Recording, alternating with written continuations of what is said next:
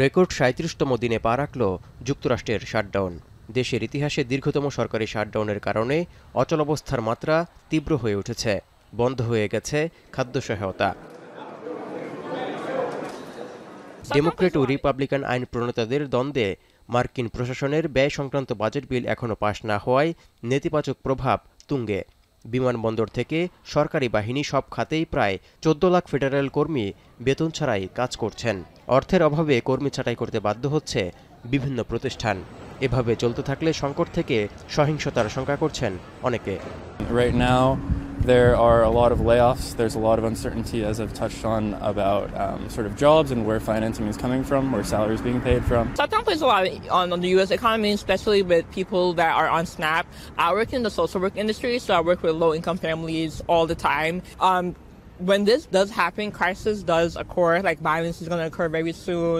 Shutdown অব্যাহত থাকলে যুক্তরাষ্ট্রের প্রধান ৪০টি বিমানবন্দরে ফ্লাইট চলাচল শুক্রবার থেকে ১০% কমানোর পথে হাঁটতে হবে বলে হুঁশিয়ারি করেছেন মার্কিন পরিবহন মন্ত্রী শন ডাফি। এতে করে প্রতিদিন ৩৫০০ থেকে ৪০০০ ফ্লাইট চলাচল প্রভাবিত হবে বলে আভাস মিলছে। There'll be frustration. We are working with the airlines. They're going to work with passengers. But in the end, our sole role is to make sure that we keep this airspace as safe as possible. Trump প্রশাসনের এমন নির্দেশনায় এয়ারলাইন্সগুলোকে মাত্র ৩৬ ঘন্টার মধ্যে তড়িঘড়ি করে নতুন সময়সূচি তৈরি করতে হচ্ছে। তবে সরকার ৪০টি বিমানবন্দরের নাম প্রকাশ না করলেও new York city, Washington DC, Chicago, Atlanta, Los Angeles এবং ডালাস সহ ৩০টি ব্যস্ততম বিমানবন্দরে ফ্লাইট চলাচল কমার আওতায় পড়বে বলে ধারণা করা হচ্ছে।